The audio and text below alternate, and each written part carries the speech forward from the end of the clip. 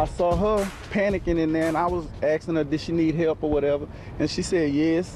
And I got with my rescue team buddy, and I asked her to just stay calm. We were gonna come and get her, and that's how it happened. Deadly flooding in Houston after Hurricane Harvey dumped massive amounts of rain on the city. A number of people, thousands of people, have been stranded in their homes. Many folks have had to be rescued by city officials. They've even put the word out, if owners of large boats are available, they want to create an armada to be able to literally rescue people. I, of course, have family in Houston, born and raised there. My brother texted me and said that people were kayaking on the streets in front of his building. That gives you an indication of what kind of conditions Houston and the entire region is in. That the problem stretches, of course, not just from Houston, but also to Baytown, Rockport, and so many areas east, north, and south of Houston as well. It is catastrophic. It is unprecedented. And of course, this will take place over the next several days. They expect some 10 inches of rain to drop today, according to the National Weather Service. Again, there have been 2 reported deaths. 3,000 National Guard members are deployed across the disaster zone from Houston to Corpus Christi. Again, up to 25 inches of rain is expected in the middle and upper Texas. Folks, this is significant. One of those deaths took place in Rockport, Texas, the town where Hurricane Harvey made landfall over the weekend. One person died in a house fire during the storm. Search and rescue is underway for door-to-door. Searchers looking for those who might be trapped. Also, for folks, do understand, if you are trapped, do not go into your attic. You are to go on the top of your roof so folks will be able to see you. Again, do not go into your attic. Also, if you have relatives there, it is best for you folks not try to call them, but also to text them, because those messages are able to get through a lot faster. 45 will travel to Texas on Tuesday. Of course, he spent most of the weekend at the presidential retreat, Camp David, promising to travel to Texas as soon as that trip can be made without causing disruption. Of course, there was a lot of disruption over the weekend with his tweets. I'll talk about that in a moment. His response to the flooding is a major test of his presidency. I'm talking to the president directly every day. His commander's intent is very clear.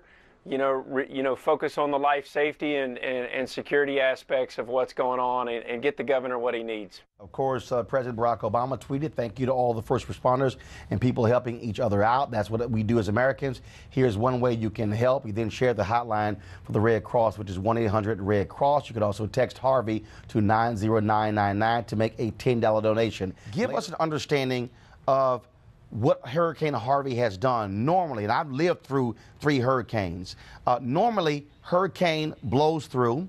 Normally what it does is it has a path of destruction and moves on. This is essentially sitting over the Houston area. Yeah, typically, again, Hurricane Harvey, devastating hurricane across parts of the Texas coast. This is Category 4 hurricane, winds 130 miles per hour as it came on shore, 135 at times, and devastating some cities like even Rockport and Fulton, Aransas Pass area, that devastated with just the winds and the surge. But then as it moved inland and stalled, you just have the copious amount of rain, just a conveyor belt of thunderstorms and heavy rain showers just sat over Houston and much of southeastern Texas. Now that same line is pushing into areas of southwestern Louisiana, eastern Texas, and it brought places more rain than they see in 8-9 months in this area. Typically, Houston averages about 49, 50 inches of rain a year. Some areas picked up 30 to 35 inches of rain in 3 days. 3 days. We're talking about 70% of their yearly rainfall picked up because of how Harvey stalled out. But there was nothing stopping that rain from coming in from the Gulf of Mexico. And, while a lot of people were caught off guard, we were forecasting this entire week and from last week. And once the eclipse was done, I got a text on Monday during the eclipse that I'm moving to Texas on Tuesday, which was my birthday. But it's like being a baby doctor. The baby's going to come when the baby's going to come. Storms come when storms come, and I was on the move on my birthday to come here to Texas and prepare for this. A lot of people were caught up in the Category 4 nature and the wind, but we were also caught up in the fact that east of landfall into the Houston area, into Louisiana, you could have 20, 30, 40 inches of rain. We knew about this, but people really underestimate the danger of flooding, and now we're seeing this catastrophe not only here in Houston, but now setting up into East Texas. It's setting up into Louisiana. So my people in Orange and Beaumont, Port Arthur, and Lake Charles, Louisiana, this is happening to you right now. And the same amount of rain that we have seen in Houston area going to the east now? We could see 20, 30, definitely 20 inches of rain as we head on towards the middle of this week. Again, the center of Harvey now, tropical storm, is pushing back out towards the Gulf. Now, the hope is it stays weak, but there's a chance it could gather a little bit more strength, which means it's going to bring in more rain, more moisture into Texas and Louisiana, and we could still see 20 to 30 inches of rain because eventually it makes a third landfall sometime on Wednesday, probably east of Galveston, but still in Texas, and bringing more moisture. The heaviest rain will be to the east of center, which means pushing it into East Texas, pushing it into Louisiana. New Orleans, they have had some recent pump issues in that city. They could see heavy rain and flooding issues there. We don't expect 20 inches in New Orleans, but, you know, as you head towards southwest Louisiana, Lake Charles, Lafayette, you guys could see, you know, we're talking double-digit, maybe a foot or two of rain. Paul, Baton Rouge too? Did you say Baton Rouge? Baton Rouge, maybe not in that 20, 30, but maybe in that 10-inch range. Oh, yeah? The key is if you get it over a couple of days, you can deal with it. Same thing in New Orleans. But like Houston happened last night, night before last, and into yesterday morning, many areas picked up 8, 9 inches of rain in 3, 4 hours. That's devastating anywhere. Roland, you're from Houston, the black areas of Houston. Have you heard anything about our people in the black neighborhoods of Houston? Again, the Fifth Ward, the flooding is throughout. So whether you're talking about Third Ward, Fifth Ward, whether you're talking about city gas, whether you're talking about all those areas. Of course, my wife is also born and raised there, and her sister lives in the home that her late mother owned. That's in South Park, and the water began to come into the home there. And so early reports that it was by midday yesterday, it was actually the patio level, then the water began to come into the home. I mean, it's all over. And again, you do have certain parts of Houston that are built in sort of low-lying areas.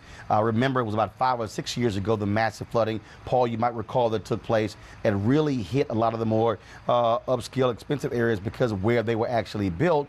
And so places like where I grew up in Clinton Park, the neighborhood there, northeast Houston by the Ship Channel, were not as affected. But again, I can tell you that right now, as somebody who born and raised there, I don't recall, Paul, ever seeing anything like this.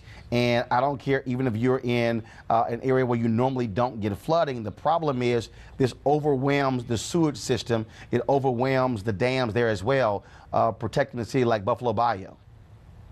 Right. I mean, again, Houston is a city of bayous and creeks. There's a couple of rivers, but it's mainly bayous and creeks, and it's not very hilly. It's a relatively flat area. So the water goes to low spots, and then the spots a little higher than that. But all the low spots have been filled. So even places that have never flooded before are seeing flooding because you've seen so much rain in a short amount of time. And whether it's the poor neighborhoods or rich neighborhoods, everyone is impacted. On top of that, this could be a long-lasting and perhaps an economic disaster for some families because their jobs are flooded, which means there's no job to go to. Their car could be flooded, and their homes are flooded. They don't have money to evacuate, to pay for hotels. People are going to be stuck out for a long time here, and I'm really curious to know what the county, what the city, what the state, what the federal government will do to help these people. It's not just here in Houston, all across the people who are impacted from Corpus to even Beaumont now. Paul, real quick. The mayor did not call for an evacuation of Houston. A lot of people have are talking about that. He defended that because, of course, you're talking about moving in an area some 6 million people. We're seeing Dallas is opening up their convention center to accept people if they're traveling to Dallas.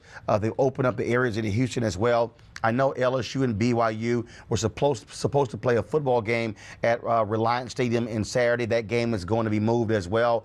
And so I Actually, I was scheduled to go home for Labor Day on Thursday. I've canceled that because even if the rain stops Thursday, you're still dealing with massive standing water all across the city. The Fort Bend School District plus the Houston School District have totally shut down until September 5th. Paul, go ahead. In terms of what people are saying about an evacuation. Well, it's tough. First, you have to have money to evacuate. You got to have a vehicle to evacuate, and then a place to go to, or money to afford a hotel. And it is tough to evacuate a fourth largest city in America. And we knew this was coming, but the thing is, you could not predict you'd have 9 or 12 inches of rain in 3 hours. That was the hard part. We knew it was a possibility, but, you know, and it's not just one or two particular areas in Houston. There's gas. Gasoline. Right. You got gas. And keep in mind, Tom, the Houston area is the petrochemical capital of the world. That area provides nearly 50% of all gas to America. Exxon has shut down their refineries, and so gas is actually going to increase upwards of 50 cents across the country as a result of what's taking place so far in the Houston area. Oh. Hey, Roland, you remember with Hurricane Rita in 2005, Yep. we had an excavation order, and it created bedlam. Yeah. People were actually killed in the traffic. That took place, and in fact, my parents and my family did evacuate. Normally takes 4 hours to drive to Dallas. That took 10 hours. Wow. And so that's the problem. And then if you're leaving, you don't know how far to go out because the rain also moves. So we'll certainly, Paul Goodloe, stay safe. Thanks for your reporting on this. Folks, check him out on the Weather Channel and follow him on social media as well. Weekdays on TV One. I will never lie to you. Oh, my God.